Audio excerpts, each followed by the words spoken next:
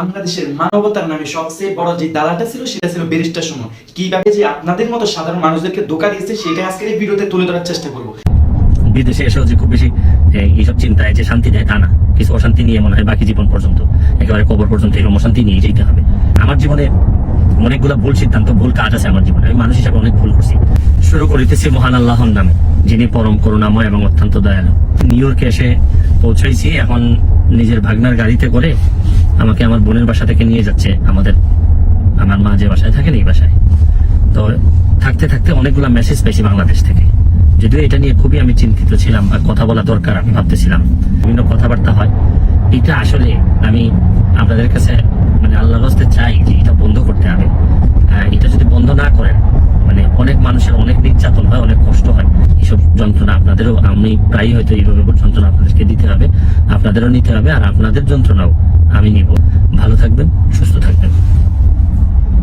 এই ব্যারিস্টার সুমন সেই অনেক কাল থেকে আল্লামা দেলোয়ার হোসেন সাঈদের পিছনে, আলেম সমাজের পিছনে লেগেছিল।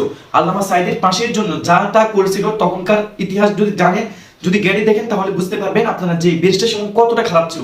সেই ব্যারিস্টার সুমন আপনাদেরকে মন জয় করে, আপনাদের সাথে মানবতার কিছু কাজ করে ক্ষমতা দখল করেছে, এমপি হয়েছে। এমপি হওয়ার পরে সে মানবতার তিরলা সব জায়গায় মানবতার বাম হাত ঢুকাই দেওয়ার চেষ্টা করে। এই ব্যারিস্টার সুমন যখন মানুষজনের আন্দোলন চলতেছিল, তার নেত্রী ফ্যাসিস্ট খুনি হাসিনা যখন নিরীহ মানুষদের উপর গুলি চালাচ্ছিল, হত্যা করতেছিল, তখন মানুষজনের দাবি একটা দফা একটাই হয়ে গেছিল যে খুনি হাসিনার পদত্যাগ। আর তখনই ব্যারিস্টার সুমন একটা বিবৃতি দিয়েছিলেন যে এই ছাত্র সমাজের সাথে আমি ততদিনই ছিলাম যতদিন ছাত্র সমাজ একটা সঠিক পথে ছিল, একটা সুন্দর একটা সিস্টেমে ছিল। কিন্তু আমি দেখতেছি যে এই ছাত্র সমাজ তাদের চিন্তা চেতনা থেকে তারা একেবারে ডিফারেন্ট হয়ে গেছে, তারা রাজনৈতিক একটা ভিতরে ঢুকে গেছিল যে এটা এখন যে দাবিটা এটা সম্পূর্ণ রাজনৈতিক, এটা কিন্তু ছাত্র সমাজের কিন্তু না। তার নেত্রী এই ছাত্র সমাজকে রাজাকার হিসেবে আখ্যায়িত করেছিলেন। এই ব্যারিস্টার সুমন ছাত্রদের পিছনে লাগছিল যে তোমাদের মতো মানুষদের বা স্টুডেন্টদের কাছে আমরা এটা কখনোই আশা করি না। তখন এই ব্যারিস্টার সুমন বুঝতে পারে না যে ছাত্র আন্দোলন ইতিহাসে কখনোই বৃথা যায়নি। এই 2024 সালে এসেও বৃথা যাবে এটা তারা কেমনে ভাবলো? এটা 71 দেশ বানানোর ছাত্ররা, ভাষা যদি আমাদের উর্দু হতো তাহলে সেদিনে ছাত্ররা ব্যর্থ হতো, কিন্তু ছাত্র ব্যর্থ হয় নাই বলে আজ আমাদের ভাষা হচ্ছে বাংলা। তাহলে সেই ছাত্র সমাজের বিরুদ্ধে কথা বলা, লাঠি ধরা, গুলি ধরা, এই সাহস তোমাদেরকে কে দিয়েছে?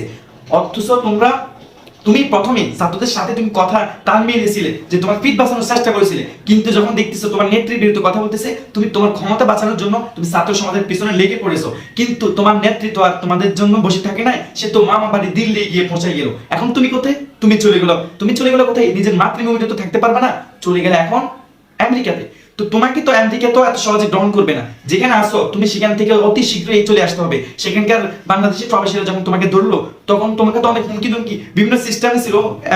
আমেরিকাতে তো নরমালি বাংলাদেশের মতো আইন না যে ধরিয়ে মানুষ এটাকে ফিটে দিবে, তেমন না। সেজন্য তোমার মারে না, জোতা ফিটে করে না, এটাই তোমার জন্য ভালো ছিল। কিন্তু তোমাকে অতি শীঘ্রই এই বাংলাদেশের জমিনে এনে তোমাকে তোমার নেত্রী সহ যত দালাল বাংলাদেশে ছিল প্রত্যেকের লিস্ট করা হবে এবং প্রত্যেককে তাকে প্রত্যেকের শাস্তি দেওয়া হবে, তার অন্যায় অনুসারে তার শাস্তি দেওয়া হবে। এটা বাংলার মানুষজন করেই ছাড়বে ইনশাল্লাহ। আমাদের নিজের চোখে আমরা দেখবো ইনশাল্লাহ তোমরা কিভাবে শান্তিতে অন্য জায়গায় থাকো।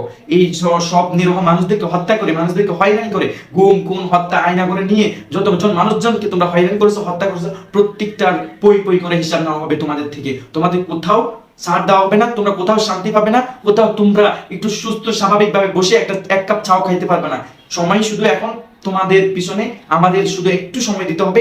এরপরে তোমাদেরকে আমরা এই রাষ্ট্রে আমাদের আইন অনুযায়ী তোমাদেরকে ইন্টারন্যাশনাল ভাবে মামলা করে জাতিসংঘের কাছে তোমাদেরকে পৌঁছাবো। এরপরে তোমাদের বিচার করবো ইনশাআল্লাহ। এটা আমাদের প্রমিস। তোমরা মনে রেখো যে বাংলার মানুষ তোমাদেরকে কখনোই ছাড়বে না, দালালদের কখনোই ছাড়া যাবে না ইনশাআল্লাহ।